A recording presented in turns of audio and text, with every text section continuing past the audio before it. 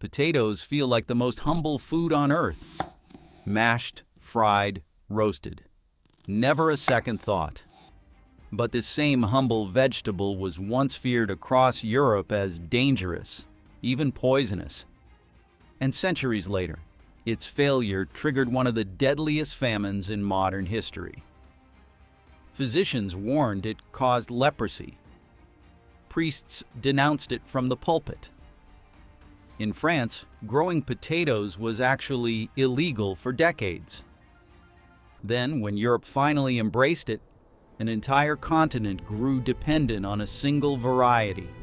And when a fungus wiped out that one variety in Ireland, over 1 million people starved to death, and millions more fled the country forever. How did a feared, banned vegetable end up feeding an exploding population, only to cause one of history's deadliest famines? This is the history of the potato.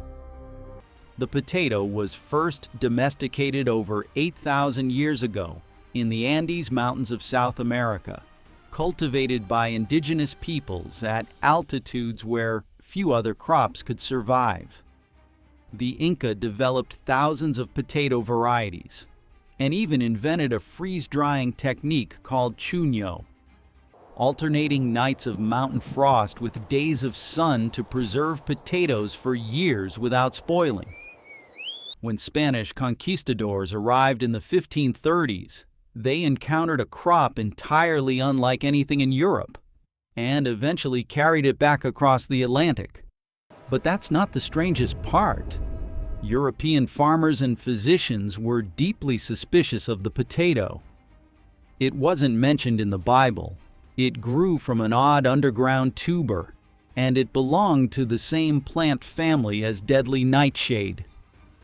For much of the 1600s and 1700s, many Europeans grew potatoes only to feed livestock, believing they were unfit, or even dangerous, for human consumption. That changed thanks in part to a clever French army pharmacist named Antoine-Augustin Parmentier, who convinced the king to let him plant a heavily guarded royal potato field, then deliberately relaxed the guards at night, letting curious peasants steal the valuable crop for themselves.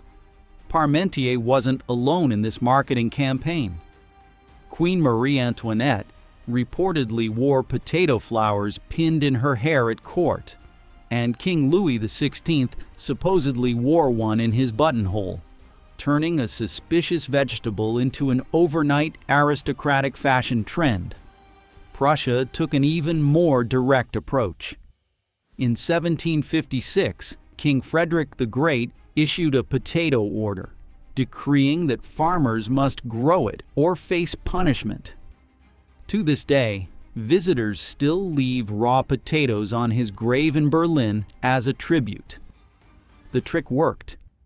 Within decades, the potato went from suspicious curiosity to essential crop across much of Europe. Prized because it produced far more calories per acre than wheat or grain. Nowhere embraced the potato more completely than Ireland, where a single variety, the lumper, became the primary food for millions of poor tenant farmers, feeding far more people per acre than any grain could. What happened next changed everything. In 1845, a fungus-like disease called Phytophthora infestans arrived in Ireland, and because nearly every field grew the exact same genetically identical variety, it spread with devastating speed and almost no resistance. Over the following years, roughly 1 million people in Ireland died of starvation and related disease, while another 1 million or more emigrated, permanently reshaping the country's population. Historians widely agree the disaster was worsened by British trade and land policies at the time, which continued exporting other food from Ireland even as its own population starved. Today, the potato is the world's most important non-grain food crop, grown on every inhabited continent and eaten in nearly every country on Earth. One of its strangest modern legacies started as an act of spite. In 1853, a New York chef named George Crumb, annoyed by a customer who kept sending back his fried potatoes as too thick, sliced them paper-thin out of frustration, accidentally inventing the potato chip.